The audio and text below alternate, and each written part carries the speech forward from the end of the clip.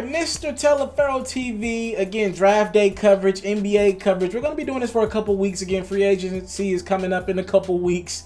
Draft tonight. We're going to be talking NBA for quite some time. All right, one of the biggest storylines in the NBA right now is the Boston Celtics. They have these picks. Danny Ainge, salute to him. Everything he does through drafts. Salute to him. Everything he does through trades. Remember, he traded Paul Pierce and Kevin Garnett away. They were on their last legs. They were on their way out. They traded them to Brooklyn. Brooklyn thought they were going to be able to compete for championships for 2 to 3 years. That never happened. They actually became one of the worst teams in the history of the NBA in the process. And the Celtics have a surplus of picks. They had the #1 pick this year. They flipped it and traded it with the Philadelphia 76ers. Now they have the #3 pick. They have probably a #1 or #2 pick next year from Brooklyn as well. So it's time. You got guys like Jaylen Brown. You have guys like Marcus Smart, who had a really good postseason. You have a lot of talent. You still got Avery Bradley, Isaiah Thomas. You just signed Al Horford last offseason. It's time to turn some of this young talent into proven talent. Go out and get you a star or two and see if you can compete with the Eastern Conferences, the best of the Eastern Conference. You're already the #1 seed, but we knew that they didn't have enough to beat the Cleveland Cavaliers by far. As you've seen, the first 2 games of the series, the Cavs wiped them off the court. They actually did play better when Isaiah Thomas went down, but they lost in 5 games to the Cleveland Cavaliers. It just looked like the Cavs never had to take them serious. The Cavs disrespected them in any which way possible. They literally didn't want home court. The Cavs could have competed for home court, but they know they didn't need it to beat this Boston Celtics team. And to me, that is the utmost form of disrespect. They didn't even want a Game 7 on their court. They didn't think they needed it, and they were proven right. They didn't even get to a Game 7. So the question, I brought up this guy's name a few minutes ago. The question has been posed, and a lot of people are talking about it throughout the league. Before the Boston Celtics can go forward, they have to ask themselves, can you build around 5'9", and that's really giving him an inch or two, Isaiah Thomas? I have my opinions about it, just to be quick and brief about it. I've never seen a 5'9" player win an NBA championship. Matter of fact, it's not what I've seen. A 5'9" point guard has never led his team to an NBA championship. That, as a matter of fact, not even just 5'9", that small point guard has never just outright led his team to an NBA championship without a lot of help. All right, Isaiah Thomas was the last small guard, and even he was 6 feet 6'1", 6'2".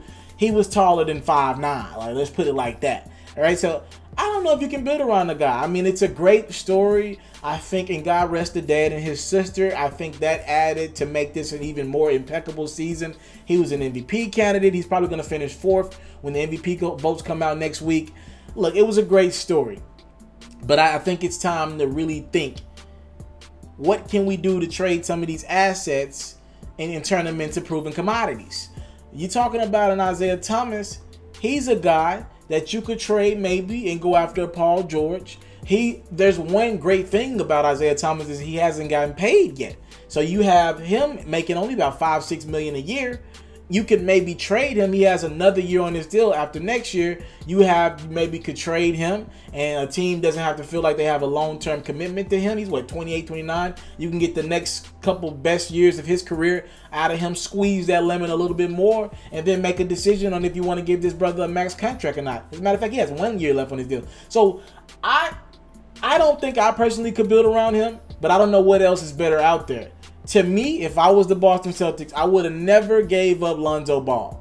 They had Lonzo Ball at #1, and they traded down with Philly to 3. I would have found a way to get rid of Isaiah Thomas. I probably would have offered Isaiah Thomas and, I don't know, next year's Brooklyn's pick. It's probably going to be a #1 or #2 pick. Brooklyn's not going to get any better, even with the services of D'Angelo Russell. I probably would have offered that to Paul George to the Pacers, and Paul George probably will be a Boston Celtic now, and that means you still maybe can go out and sign a Gordon Hayward, because it's going to take, to compete with the Warriors, it's going to take 2 to 3 wing guys. So now you got an Avery Bradley, Lonzo Ball, maybe Gordon Hayward, Paul George, and Al Horford. I mean, you could maybe put one of these guys off the bench whatever it took. Maybe you would have to trade a Marcus Smart or Jaylen Brown, whatever.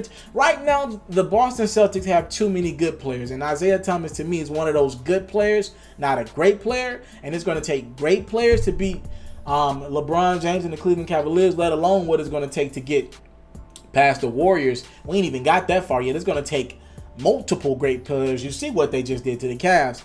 So I think Isaiah Thomas is a guy that I couldn't build around. Just too small. It's a feel-good story, but he really doesn't get anybody else involved. He's such a great scorer that it really is no need for him to get other guys involved, because he can get his own shot at will, and sometimes an Isaiah Thomas bad shot is better than a Jaylen Brown or Marcus Smart good shot. And I think that has become a problem, because this team, you seen them play in Game 3 in Cleveland, their best, they play with heart in Games 3 and Game 4.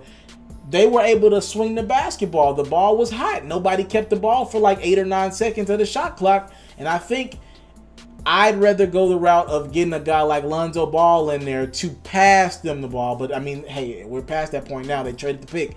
I would have did that. Or you're going to have to go out and get another point guard. It looks like they're going to, when they traded that pick, to me, what it told me was that they're going to try to build around Isaiah. They seem some kind of loyalty. Boston is a very loyal franchise, so it seems like they owe him some kind of loyalty to Isaiah. I think that's a bad move, but I want to know your comments on it. Talk to me in the comment box below. Would you build a franchise around Isaiah Thomas? Again, my hand's been moving all video. I don't think I would, but you are entitled to your opinion. I think he's too small. I just don't. I think his better days are. This probably was the best season we've seen of Isaiah Thomas. I don't think he can get any better than that, what you just seen. And that landed his team an exit in the Eastern Conference Finals, and he didn't even make it to the Eastern Conference Finals. Just my opinion. Talk to me in the comment box below. Again, subscribe to my channel if you're new to my videos. I got a hip-hop channel. It's doing pretty well. I've been doing this thing for a minute, and now I'm starting to finally get some notoriety on my videos. Salute, be a part of this historic movement. Thank y'all. I'm out. If you're looking to book me for an interview video or by phone, if you're looking to have your music or your skill featured on my daily podcast, if you're looking to book me for a speaking engagement to help motivate some kids, if you're looking to have me rock some of your clothing to help promote your brand, make sure you hit me up at booking@ismrteleferro.com. Again, that's booking@ismrteleferro.com.